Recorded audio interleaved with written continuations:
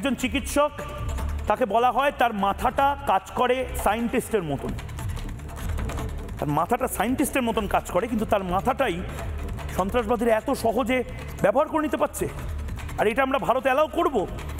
এটা করতে করতে তো আমেরিকা ধ্বংসের পথে চলে যাচ্ছিল। 9/11-এর মতন একটা ঘটনা করেছে। আমাদের দেশে ইঞ্জিনিয়ার এবং ডাক্তাররা এই পথে যদি যায়, ডক্টর শারদত্ত মুখার্জি, আমার তো আতঙ্ক হচ্ছে এবং আপনাদেরও আতঙ্ক হওয়া উচিত। কারণ আমরা দুটো জিনিস করবই, এক এই ঘুণ পোকাদের মারবই, কিন্তু এক হয়ে 140 কোটি মানুষ এক হয়ে মারব, এবং দুই হচ্ছে ট্রিটমেন্ট প্রোটোকলটা কি হবে। ডাক্তারবাবু, ইতিহাস থেকে আমরা কিন্তু অনেক কিছু জানতে পারি। আজকে একটু আগে ময়ূক আপনি বললেন আল কায়েদার কথা। আল কায়েদার নাম্বার 1 ব্যক্তিত্বের সবাই নাম আমরা জানি। নাম্বার 2 বা 2 নম্বর ব্যক্তিত্ব কে ছিলেন জানেন তো? আয়মান আল জাওয়াহিরি। ঠিক। আয়মান আল জাওয়াহিরি পেশাগতভাবে কি কাজ করতেন খবর নিয়ে দেখবেন। পেশাওয়ার পাকিস্তানের একটি শহর, সেখানে উনি শল্য চিকিৎসক হিসেবে কাজ করতেন রেড ক্রেসেন্ট বলে একটি হসপিটালে। তারপরে উনি হজ করতে চলে যান সৌদি আরবে এবং সেখানে জেড্ডায় উনি আরেকটি হাসপাতালে চাকরি করতেন শল্য চিকিৎসক হিসেবে। আল কায়েদার 2 নম্বর ব্যক্তিত্ব কিন্তু ছিল একজন ডাক্তারবাবু। আমি আল কায়েদা ছেড়ে দিই, ভারতবর্ষে আসি। ভারতবর্ষে আরেকজন ডাক্তারবাবু কিন্তু আলোড়ন তৈরি করেছিলেন, শান্তির টিভি বলে একটি পিস টিভি তৈরি করে। সেই মহামানব যাকে কিন্তু আলটিমেটলি ভারত সরকার তথা কেন্দ্রীয় সরকার বহিষ্কার করে, তার নাম ডক্টর জাকির মনে হয় আহমেদ। এই জাকির আহমেদ নামক ব্যক্তিত্বটি কি করেছিলেন? Peace TV. জাকির নায়েক, জাকির নায়েক। এই জাকির নায়েক নামের ব্যক্তিটি কিন্তু পিস টিভি বলে একটি টেলিভিশন চ্যানেল শুরু করেছিলেন। তাতে কি করতেন? মৌলবাদের পরিকল্পনা পরিচর্চা। উনি কিন্তু রাজনৈতিক ব্যক্তিত্ব ছিলেন না, অরাজনৈতিক ব্যক্তিত্ব ছিলেন। কাজ কি করতেন? মৌলবাদের প্রচারক হিসেবে কাজ করতেন। ভারতবর্ষ থেকেই তৈরি হয়েছিল এই ডাক্তারবাবু। উনি কিন্তু টোপিওয়ালা মেডিকেল কলেজ বলে একটি কলেজ আছে বম্বেতে, সেখান থেকে উনি MBBS পাশ করেছিলেন।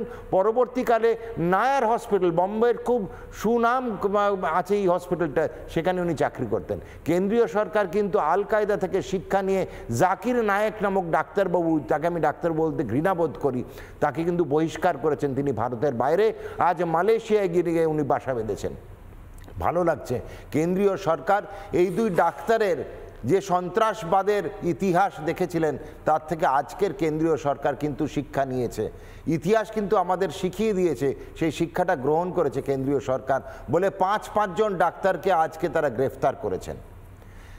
যেরকম একসময় আমরা শুনি যে সন্ত্রাসের কোনো ধর্ম হয় না, সন্ত্রাসীদেরও কোনো পেশা হয় না আলাদা করে, তাদের একটাই পেশা, সেটা হচ্ছে সন্ত্রাসবাদ এবং চরমপন্থা।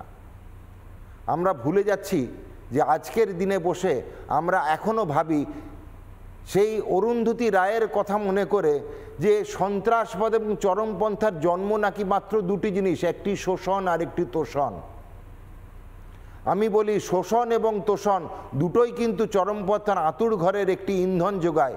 কিন্তু যদি চরমপন্থাকে আমাদের শেষ করতে হয় বা চরমপন্থাকে চাবুক মারতে হয়, তাহলে দরকার গরম পন্থা। এই গরম পন্থাটা কিন্তু কেন্দ্রীয় সরকার আজকে নিয়েছে। একের পর এক 5 জন ডাক্তারবাবুর যে ডাক্তারের ঢালটি ছিল সেটা ভেঙে চুরমার করে তাদেরকে গ্রেফতার করেছে। এটা কিন্তু কেন্দ্রীয় সরকারের সবথেকে বড় পদক্ষেপ। প্রায় 3000 কিলো অ্যামোনিয়াম নাইট্রেট বাজেয়াপ্ত করেছে।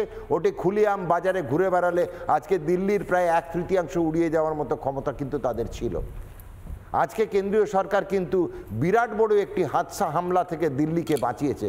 কে জানে দিল্লি আজকে হয়তো কলকাতা, বম্বে, লখনউ ইত্যাদি শহরগুলোতে একই কিন্তু সন্ত্রাসীরা চালাতে শুরু করত। এবং নানা ধরনের কন্টেন্ট দেখার জন্য লাইক করুন, শেয়ার করুন আমাদের ফেসবুক পেজ, সাবস্ক্রাইব করুন আমাদের ইউটিউব চ্যানেল। পাশাপাশি অন্যান্য ব্রেকিং নিউজের জন্য অবশ্যই চোখ রাখুন রিপাবলিক বাংলায়।